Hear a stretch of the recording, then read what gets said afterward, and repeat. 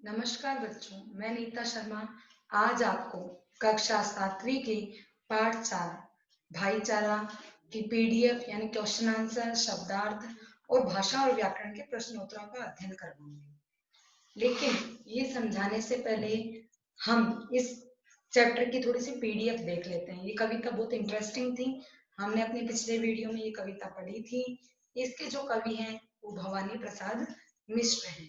तो कवि हमें इस कविता के माध्यम से क्या संदेश देना चाहते हैं कि अगर हम लोगों के अंदर ताकत है तो हमारी ताकत हमें अच्छे कामों में यूज लेनी चाहिए, अच्छे कामों में प्रयोग लेनी चाहिए, न कि लड़ाई और झगड़े में।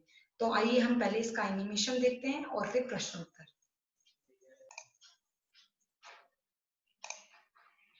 अक्कड़ मक्कड़ धूल में धक्कड़, दोनों मूरख दोनों अक्खड़, हाट से लौटे ठाट से लौटे, एक साथ एक बाट से लौटे। बात बात में बात ठन गई, बाह उठी और मूछ तन गई। इसने उसकी गर्दन भींची, उसने इसकी दाढ़ी खींची।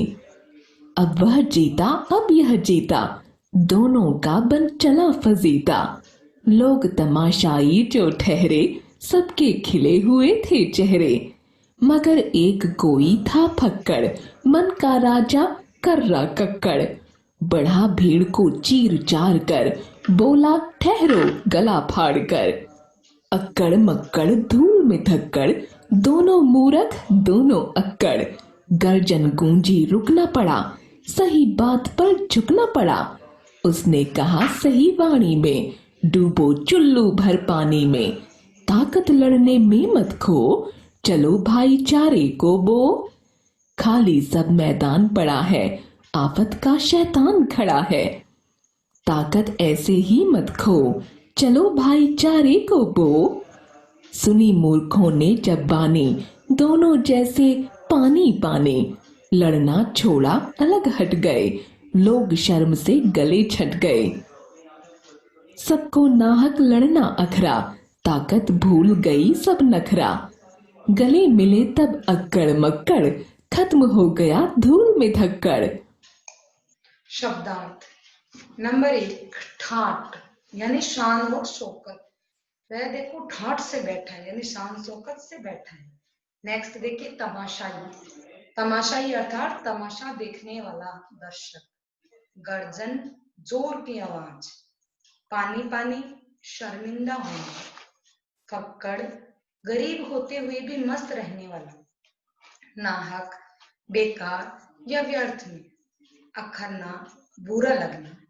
तो ये थे शब्दार्थ। आइए देखते हैं मौखिक प्रश्न उत्तर। दोनों मूर्खों के क्या नाम थे तथा वे कहां से लौट रहे थे? दोनों मूर्खों के नाम अक्कड़ और मक्कड़ थे। वे दोनों हाट से लौट रहे थे। नेक्स्ट देखिए, किनके चेहरे खिले हुए थे? तमाशा देखने वाले लोगों के चेहरे खिले हुए थे। दोनों की लड़ाई किसने रोकी? दोनों की लड़ाई फक्कड़। फक्कड़ कौन था? एक गरीब व्यक्ति, उसने रोकी। नेक्स्ट देखिए लघु प्रश्नोत्तर। अक्कड़ और मक्कड़ के साथ हाट से लौटने के बाद में क्या हुआ? अक्कड़ और मक्कड़ हाट से एक ही रास्ते से लौटे और बातों ही बातों में दोनों अपनी जिद पर अड़ गए और दोनों के बीच लड़ाई शुरू हो गई। नेक्स्ट देखिए प्रश्न नंबर 2। फक्कड़ गला फाड़कर क्या बोला? फक्कड़ ने अक्कड़ और मक्कड़ को गला फाड़कर लड़ाई करने से रोका और उन्हें लड़ाई न करके प्रेम से रहने की बात समझाई। नेक्स्ट देखिए, मूर्खों ने जब फक्कड़ की बात सुनी तो क्या किया? जब दोनों मूर्खों ने फक्कड़ की बात सुनी तो शर्म से लज्जित हो गए और लड़ना छोड़कर अलग अलग हो गए। आइए देखिए संक्षिप्त प्रश्नोत्तर। अक्कड़ और मक्कड़ की लड़ाई का अपने शब्दों में वर्णन कीजिए। अक्कड़ और मक्कड़ दोनों हाट से लौट रहे थे और बात बात में अपनी जिद पर अड़कर एक दूसरे पर हाथ उठाने लगे।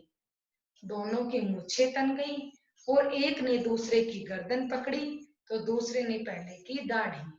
इस प्रकार दोनों आपस में झगड़ने लगे। फक्कड़ गला फाड़कर क्या बोला? फक्कड़ ने दोनों को कहा कि तुम्हें अपने ऊपर शर्म महसूस करना चाहिए कि तुम अपनी ताकत व्यर्थ ही लड़ने में बर्बाद कर रहे हो। इसकी बजाय तुम्हें भाईचारा बढ़ाना चाहिए। तो फक्कड़ ने उन दोनों को क्या सीख दी? भाईचारा बढ़ाने की सीख दी, प्रेम से रहने की सीख दी और अपनी ताकत को, अपनी ऊर्जा को लड़ाई में नष्ट न करने की सीख दी। नेक्स्ट देखिए, इन पंक्तियों का आशय स्पष्ट कीजिए। सबको नाहक लड़ना अखरा, ताकत भूल गई सब नखरा। इन पंक्तियों के माध्यम से कवि कह रहा है कि जब फक्कड़ ने दोनों का झगड़ा शांत किया तो वहां खड़े सभी लोगों को उन दोनों का झगड़ना व्यर्थ ही लगा और उन दोनों की ताकत भी अपने ऊपर घमंड करना भूल गई। आइए देखिए, हम दीर्घ प्रश्नोत्तर का अध्ययन करते हैं। कवि ने अक्कड़ और मक्कड़ को मूर्ख क्यों कहा? कवि ने अक्कड़ और मक्कड़ को मूर्ख इसलिए कहा क्योंकि दोनों छोटी सी बात पर ही जिद में अड़कर एक दूसरे पर हाथ उठाने लगी और अपनी ताकत का झूठा घमंड करने लगी। एक दूसरे पर अपनी ताकत का प्रदर्शन करने लगी और बाहें उठाकर लड़ने लगे, जबकि उन्हें ताकत का प्रदर्शन भाईचारे व प्रेम में करना चाहिए, परंतु वे ताकत का गलत प्रयोग करने लगे। नेक्स्ट देखिए, लड़ाई और झगड़े से क्या क्या नुकसान होते हैं? लड़ाई झगड़े से व्यक्ति अपनी इज्जत तो खोता ही है, साथ ही अपनी ताकत व सुख चैन भी व्यर्थ नष्ट करता है। लड़ाई झगड़े से कभी किसी का फायदा नहीं होता है। हम चाहे कितने भी अच्छे क्यों न हो, व्यर्थ की लड़ाई से हमारी छवि खराब होती है या हमारा व्यवहार भी खराब होता है। तो लड़ाई झगड़े से तो नुकसान ही होता है ना, इसलिए लड़ाई झगड़े से, व्यर्थ का लड़ाई झगड़ा होता है उससे बचने की कोशिश करनी चाहिए। तो आइए हम देखते हैं बुक पोर्शन। शब्द विशेष। हाट। हाट क्या होता है? गांव या शहर का बाजार जो सप्ताह में 1 या 2 बार लगता है। बात ठनना यानी अपनी जिद पर अड़ना। मूछ तनना, अभिमान में अकड़ना।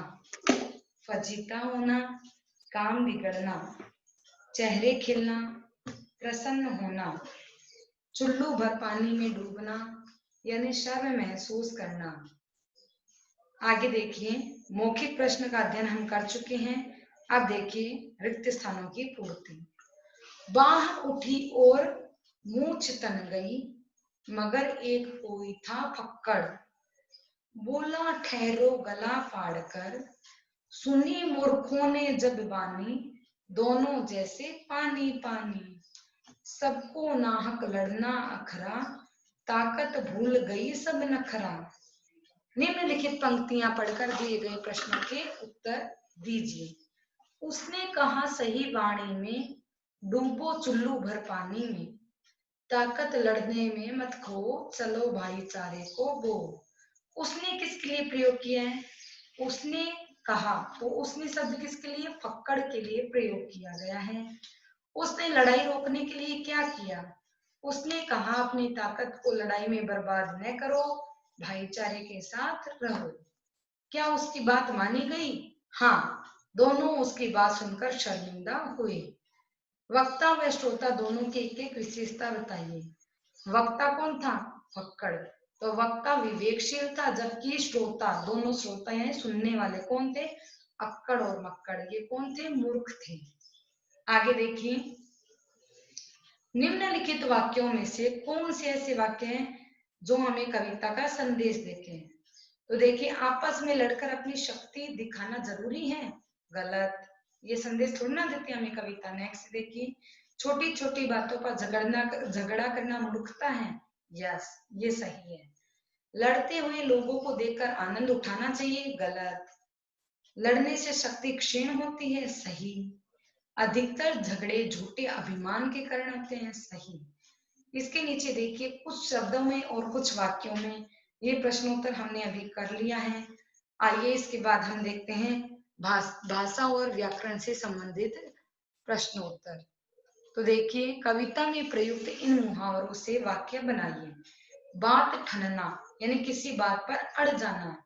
रमेश व मोहित में बात बात में बात ठन गई। फजीता होना, काम बिगड़ना। लड़ाई करने से राम के कार्य का फजीता हो गया या होता है। चेहरे खिलना यानी प्रसन्न होना। कक्षा में प्रथम आने पर रमा के परिवार वालों के चेहरे खिल गए। चुल्लू भर पानी में डूबना यानी शर्मिंदा होना। इतना पढ़ने के बाद भी तुम नहीं कमाते, तुम्हें तो चुल्लू भर पानी में डूब जाना चाहिए। नेक्स्ट देखिए, निम्नलिखित शब्दों के लिंग बताइए। पानी, पानी क्या है? पुल्लिंग। बल, बल भी पुल्लिंग है। वाणी स्त्रीलिंग। भीड़ स्त्रीलिंग। नेक्स्ट देखिए, निम्नलिखित शब्दों के पर्यायवाची बताइए। मूर्ख यानी बेवकूफ। धूल मिट्टी। हाट बाजार।